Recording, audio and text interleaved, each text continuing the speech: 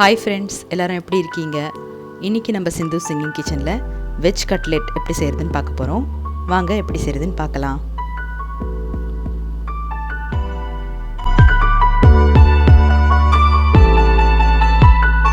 இப்போ தேவையான இன்க்ரீடியன்ஸ் என்னென்னு பார்த்துடலாம். கேரட் இந்த மாதிரி துருவி வச்சுருக்கேன், பச்சை மிளகா, வெங்காயம், இஞ்சி பூண்டு பேஸ்ட்டு, கொத்தமல்லி, உருளைக்கிழங்கு வேக வச்சது, bread crumbs, chilli powder, chaat masala, amchur powder, garam masala, மஞ்சத்தூள், உப்பு, கார்ன்ஃப்ளவர், பட்டாணி வேக வச்சது. இப்போ ஃபஸ்ட்டு நம்ம இந்த உருளைக்கிழங்கை சேர்த்து அது கூடவே வெங்காயமும் சேர்த்துக்கலாம். கொஞ்சமாக கொத்தமல்லி, துருவி வச்சிருக்கிற கேரட், இஞ்சி பூண்டு பேஸ்ட்டு, பொடியாக அரிஞ்ச பச்சை மிளகா,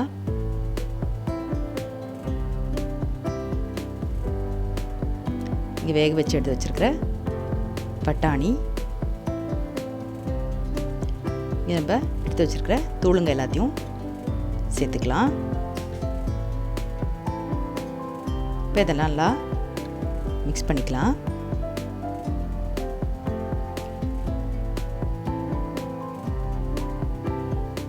இந்த மாதிரி நல்லா மிக்ஸ் பண்ணி ரெடி பண்ணதுக்கப்புறம் கொஞ்சமாக இந்த பிரெட் க்ரம்ஸையும் சேர்த்துக்கலாம்.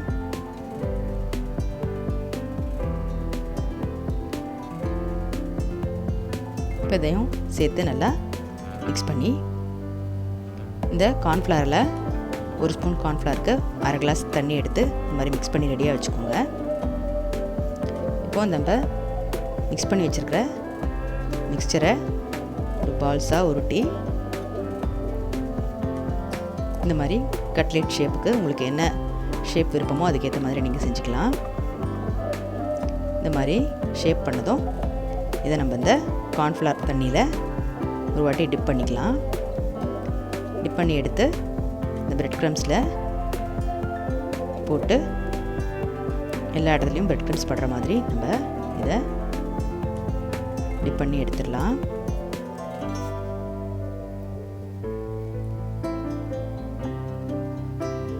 இந்த மாதிரி எல்லாத்தையும் நம்ம ரெடி பண்ணி வச்சுக்கலாம். ஃபஸ்ட்டு இந்த மாதிரி எல்லாத்தையும் ரெடி பண்ணி வச்சுக்கலாம். நீங்கள் இதை கண்டெய்னரில் போட்டு வச்சாலும் உங்களுக்கு அப்புறமா கூட நீங்கள் ஃப்ரை பண்ணிக்கலாம். ஒரு பேனை ஹீட் பண்ணி அதில் ஒன்று ஒன்றா சேர்த்து நம்ம ஃப்ரை பண்ண போகிறோம். மதுரை மாறி கொழுந்து வாசம் ஏரா சாத்தி உன்னுடைய நேசம், மதுரை மாறி கொழுந்து வாசம் ஏரா சாத்தி உன்னுடைய நேசம், மானோட பார்வை மீனோட சேரும், மானோட பார்வை மீனோட சேரும், மாறாம என்ன தொட்டு பேசும், இது மறையாத என்னுடைய பாசம், மதுரை மாறி கொழுந்து வாசம் ஏரா சாத்தி உன்னுடைய நேசம். இப்போ இந்த மாதிரி மெதுவாக நம்ம எல்லா கட்லெட்டையும் ஒன்று ஒன்றா திருப்பி போடலாம்.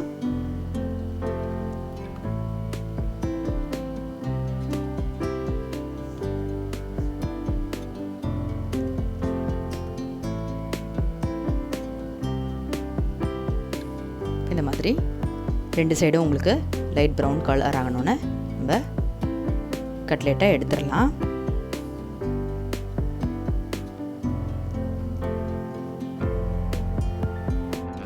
இப்போது கட்லெட் ரெடி ஆகிடுச்சு. நம்ம ஒன்று ஒன்றா எடுத்து ஒரு டிஷ்யூ பேப்பரில் வச்சிங்கன்னா உங்களுக்கு எக்ஸ்ட்ரா ஆயில் இருக்கிறதெல்லாம் நம்ம எடுத்துடலாம். வெஜ் கட்லெட் ரெடி ஆகிடுச்சு. நீங்கள் இது எல்லோரும் கண்டிப்பாக ட்ரை பண்ணி பாருங்கள். பசங்களுக்கெல்லாம் ரொம்ப பிடிச்சமான ஒரு ஸ்நாக்ஸு. ஸோ சிந்து சிங்கிங் கிச்சனுக்கு மறக்காமல் லைக் பண்ணி ஷேர் பண்ணி சப்ஸ்கிரைப் பண்ணிவிடுங்க. பெல் ஐக்கானையும் ப்ரெஸ் பண்ணிவிடுங்க. Thank you all. பாய்.